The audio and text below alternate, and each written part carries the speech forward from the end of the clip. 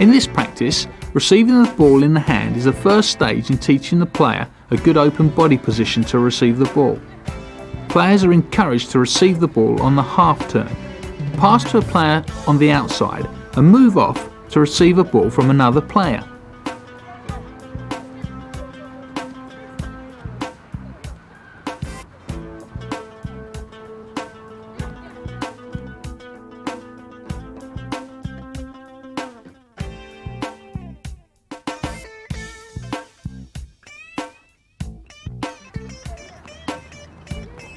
The same drill progresses to having the ball on the floor.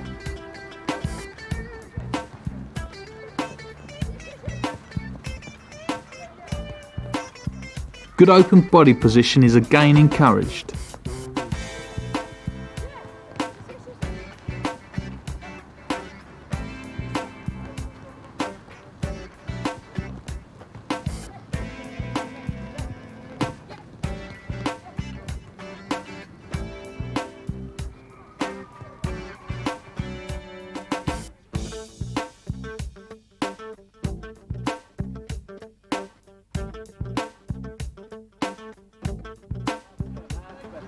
Groups of 4 players pair off. One player comes out to receive the ball on the half turn and passes to his teammate, and they rotate positions.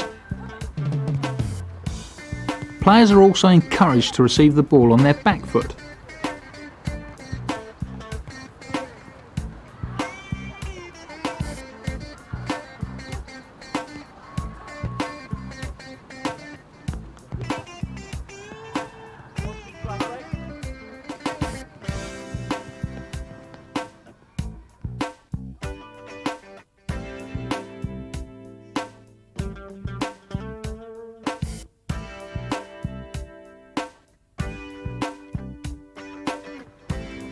Players play in threes.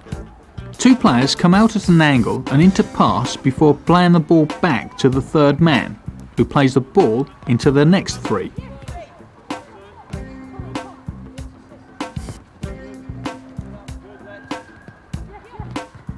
The player should be encouraged to go back to a central start point if possible, enabling them to rotate positions each time they come out.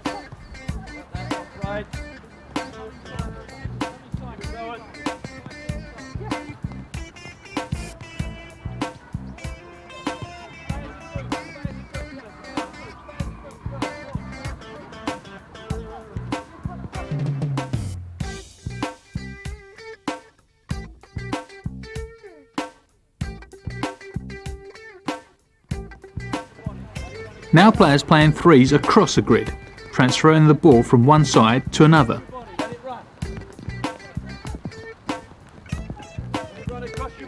Awareness of position of other players is now important, as well as opening up the body.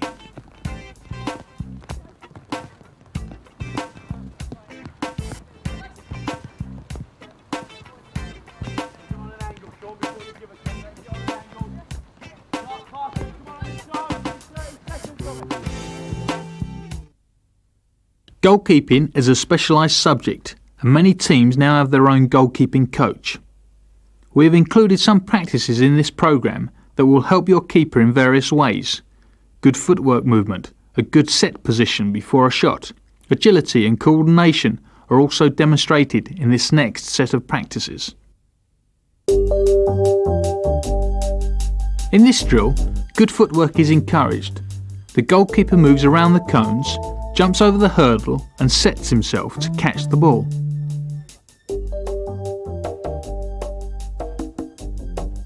The goalkeeper must not cross his feet, and short, quick, sideways steps are encouraged as he moves around the cones. See how the goalkeeper glides his feet along the surface and stays on his toes. The coach or server starts by throwing the ball into the goalkeeper's chest. As a progression, the coach now kicks the ball in, adding power and encouraging good hand shape from the goalkeeper. His hand should form a W shape with thumbs almost touching whilst catching the ball. As a progression, the coach now throws the ball wide so that the keeper needs to dive. Make sure that the keeper's hands are forward of his body as he collects the ball. The keeper makes a save on one side, passes the ball back to the coach and immediately makes a diving save in the opposite direction.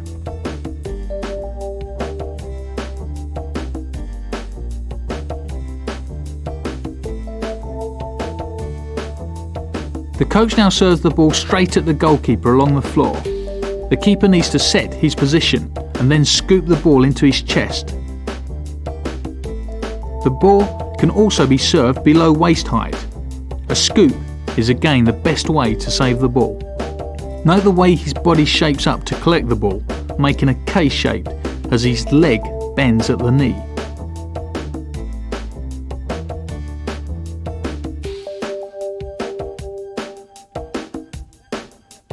In this practice, 2 servers are used and the keeper makes 2 saves in quick succession following a small jump over a hurdle and a set.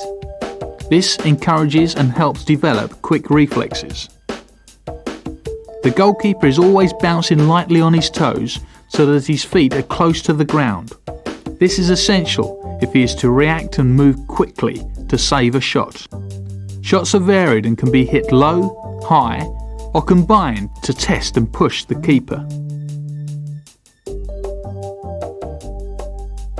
Agility and coordination prior to a save are used in the following series of drills. If the keeper can get 2 hands to the ball, he should be encouraged to hold it. These practices can be very demanding, particularly with younger keepers, and so work on a very few high-quality repetitions rather than too many repetitions where quality will be reduced. See the good set position prior to the save being made.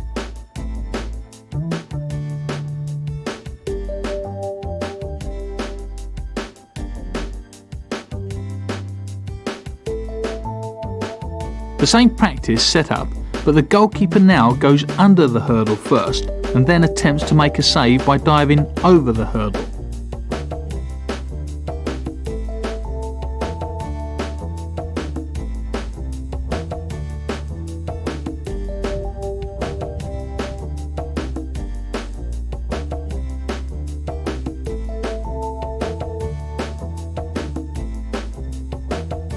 This time the keeper bounces over the hurdle before diving back in the opposite direction to make a save.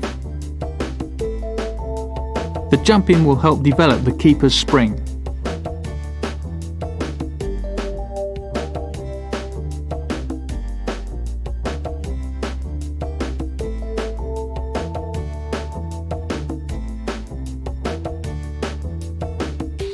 As an alternative, 2 hurdles can be used. The keeper moves under, over, sets and saves.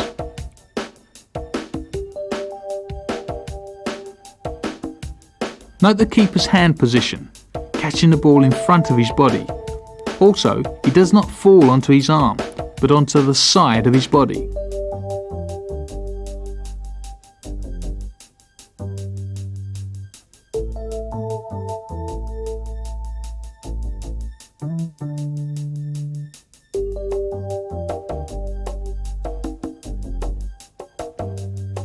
The keeper now attempts to save the ball by diving over a second hurdle after going under the first hurdle.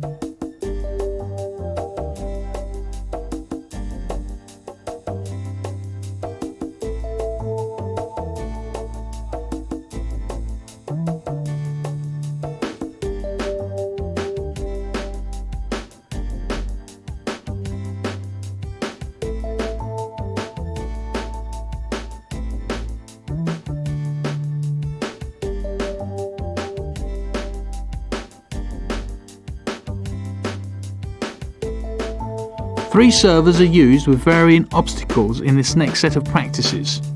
Many combinations can be used, but don't overdo it. Allow the keeper plenty of rest between each drill.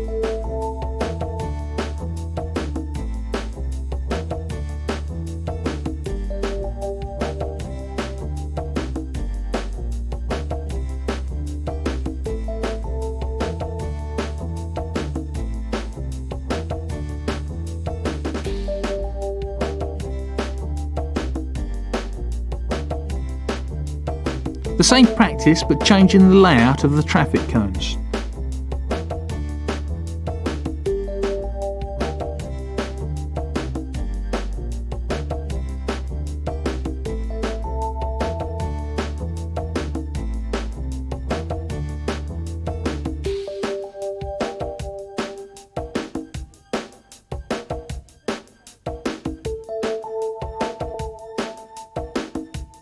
Our intention in this programme has been to offer you some ideas that may be used to complement some of your own training drills, particularly on improving individual player technique.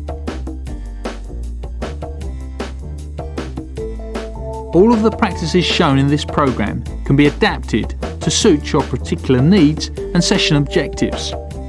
Programme 2 progresses to more team-orientated drills.